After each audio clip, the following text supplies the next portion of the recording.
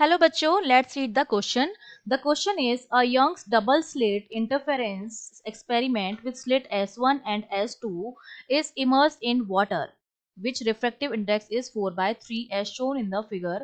The positions of maxima on the surface of water are given by x square equals to p square m square lambda square minus d square, where lambda is the wavelength of light in air and जिसका refractive index है 1. 2D is the separation between the slits and m is an integer. The value of p is, तो p की जो value आएगी वो कितनी आएगी ये हमको कैलकुलेट करना है. ठीक है, तो देखिए सबसे पहले तो हमें जो की कॉन्सेप्ट में पता होना चाहिए. इन जर्नल जब हम डबल स्लिट एक्सपेरिमेंट की बात करते हैं तो क्या होता है, इस तरह से मेरे पास दो स्लिट्स होती हैं, एक S1 एक S2. दोनों के बीच की डिस्टेंस सपोज अगर d है और यहाँ पर स्क्रीन है जहाँ पर हमें फ्रिंजेस मिलेंगी, इसकी डिस्टेंस जो होती है वो कितनी होती है, d होती है यहाँ से, और एक यहाँ पर बन जाएगी. तो एक तो जहाँ पर पार्ट डिफरेंस हमारा 0 आता है वहां पर हमारा क्या बन जाता है, सेंट्रल मैक्सिमा बन जाता है. ठीक है, और यहाँ पर हमारा क्या होता है, जहाँ पर सेंट्रल मैक्सिमम बनता है वहां पर इंटेंसिटी क्या होती है, मैक्सिमम होती है. और सपोज यहाँ पर एक हमारे पास फ्रिंज बनी है यहाँ पर. ठीक है, तो इस तरह से हमें स्क्रीन पर बहुत सारी फ्रिंजेस मिल जाती हैं जो हमारी कैसी होती हैं, ब्राइट और डार्क फ्रिंजेस होती हैं. ठीक है, ब्राइट फ्रिंज के लिए डेल्टा एक्स जो होता है वो एन लैम्डा के ऑर्डर का होता है, और डार्क फ्रिंज के लिए डेल्टा एक्स जो होता है वो 2n-1 लैम्डा बाय 2 के ऑर्डर का होता है. और ये जो पार्ट डिफरेंस हम निकालते हैं वो कैसे निकालते हैं, फर्स्ट वेव जितना पार्ट ट्रेवल कर रही है, जिसने ज्यादा पार्ट ट्रेवल किया, माइनस सेकेंड वेव जो पार्ट ट्रेवल कर रही है. इस तरह से हम पार्ट डिफरेंस निकालते हैं.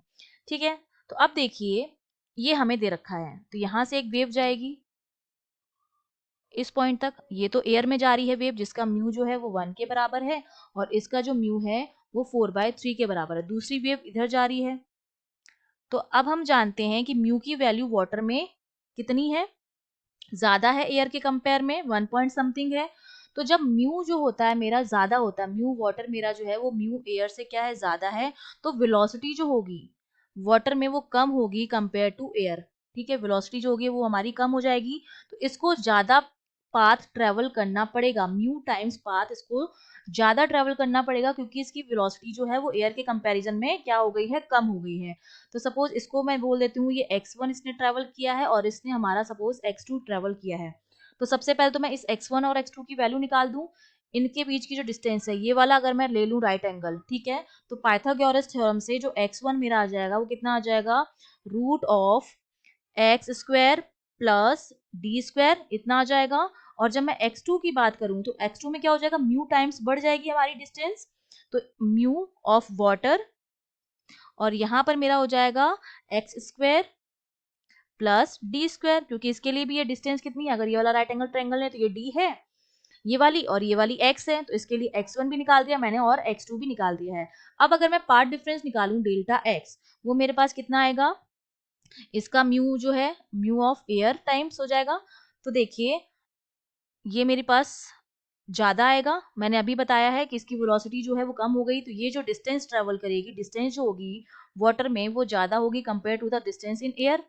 ठीक है, अब ये सपोज इक्वेशन मेरी 1 है और ये 2 है, तो जब हम पार्ट डिफरेंस निकालेंगे तो x2 माइनस x1 करेंगे, क्योंकि x2 जो पाथ है वो x1 से ज्यादा है. तो डेल्टा x की वैल्यू मेरे पास कितनी आ जाएगी, म्यू w माइनस म्यू हो जाएगा 4/3 माइनस ये 1 हो जाएगा यहाँ पर, और ब्रैकेट में मेरे पास क्या आएगा, x square plus d square. ठीक है, ये मेरे पास आ गया है. और ये जो होगा मेरे पास यहाँ पर क्या बनेगा, हम यहाँ पे इंटीजर मैक्सिमा बन रहा है, तो मैक्सिमा की कंडीशन में जो पार्ट डिफरेंस होता है वो एन लैम्डा के ऑर्डर होता है, तो इसको मैंने एन लैम्डा के बराबर कर दिया है. ठीक है, अब इसको जब मैं सॉल्व करूंगी तो देखिए क्या हो जाएगा, x square plus d square जो मेरा आ जाएगा वो बराबर आ जाएगा 9 n स्क्वायर लैम्डा स्क्वायर के बराबर. तो यहाँ से अगर मैं एक्स स्क्वायर की वैल्यू निकालूं तो मेरी कितनी हो जाएगी, वो 9n square lambda square minus d square. ये मेरे पास क्या आया है, एक्स स्क्वायर की वैल्यू आई है. क्वेश्चन में जो गिवन है एक्स स्क्वायर की वैल्यू वो क्या है, p square m square lambda square minus d square. अगर मैं इन दोनों को क्या करूं, कंपेयर करूं, ठीक है, कंपेयर करूं, तो पी स्क्वायर जो मेरा है वो किसके बराबर आ रहा है, 9 के बराबर आ रहा है. तो पी मेरा कितना हो जाएगा, पी मेरी वैल्यू आ जाएगी 3 के बराबर. रूट ऑफ 9 हमारा क्या होता है, 3 होता है, तो पी की वैल्यू हमारी कितनी आ गई, 3. I hope you understood well. All the best.